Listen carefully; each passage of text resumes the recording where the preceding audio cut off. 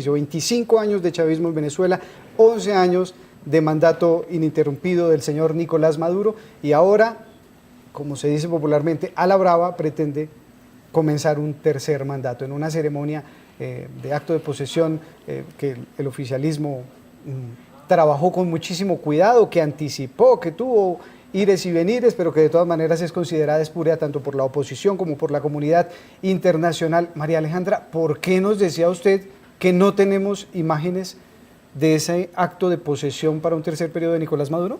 Bien, pues la investidura se llevó a cabo hoy, fue un acto inusual, estaba programado, pues no programado, sino se decía que iba a arrancar al mediodía, hora Venezuela, terminó, eso es 11 de la mañana en Colombia, terminó arrancando una hora antes, algo atípico. De hecho varios invitados llegaron tarde por el no aviso de este acto y pues para resumirlo, consideramos que no tiene sentido transmitir estas imágenes, dado que se trata de una investidura ilegítima que carece precisamente de validez, precisamente porque no se han presentado las actas electorales. Maduro juró para un tercer mandato sin haber presentado las actas electorales, que era algo mínimo, probar su victoria, algo que finalmente no hizo.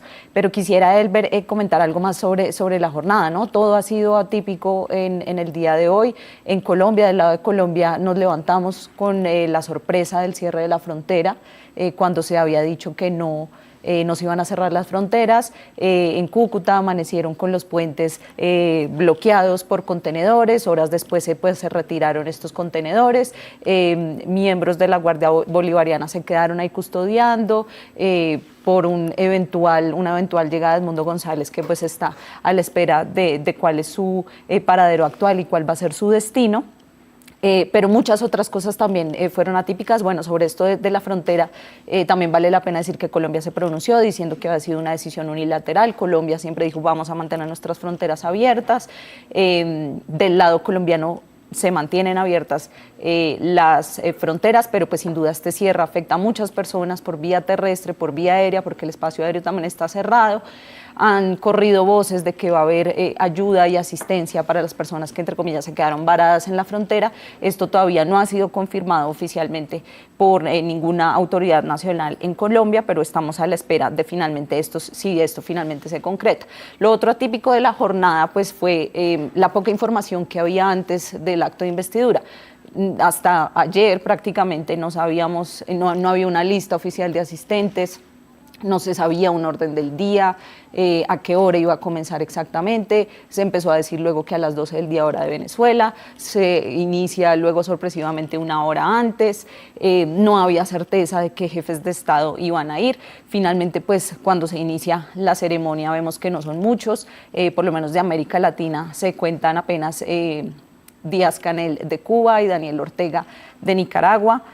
Del resto de otros países de América, pues como usted bien lo decía al inicio, no fue Estados Unidos, no fue Argentina, no fue Paraguay, República Dominicana, otros que tomaron una posición más ambigua como México, Brasil y Colombia, pues finalmente enviaron a su embajador, que recordemos que eso también pues le ha pasado mucha factura política al presidente Petro por mantener esa postura de enviar a alguien porque no se puede romper las relaciones, que esto es contraproducente. Pero al mismo tiempo también hay muchos expertos en diplomacia que dicen que Colombia podía mantener las relaciones abiertas con Venezuela, algo que es muy importante, pero también podía no enviar a nadie, o sea, no era indispensable que Colombia estuviera allí. Entonces, varias cosas inusuales. Luego escuchamos el juramento de Nicolás Maduro, jura para un nuevo mandato, y luego procede a dar su discurso en el que pues al principio saluda a sus amigos, fueron de Rusia, de China, bueno, de América Latina, Díaz-Canel, que ya lo mencionábamos, Daniel Ortega, entre otros, además por supuesto del Parlamento, de su gabinete, entre otras personas que lo acompañaron. Y en este discurso, también muy extenso, pues celebra esa victoria, dice que él va a trabajar por una nueva Venezuela, que va a cambiar el Estado, que además es algo un poco contradictorio porque el chavismo lleva 25 años en el poder, entonces pues es el Estado que ellos han construido.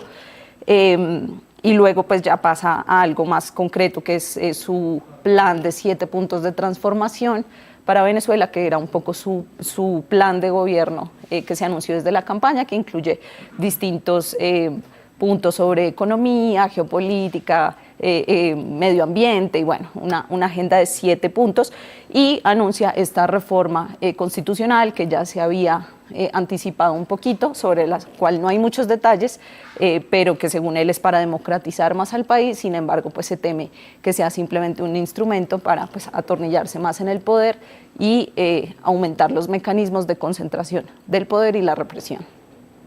Un panorama bastante complejo.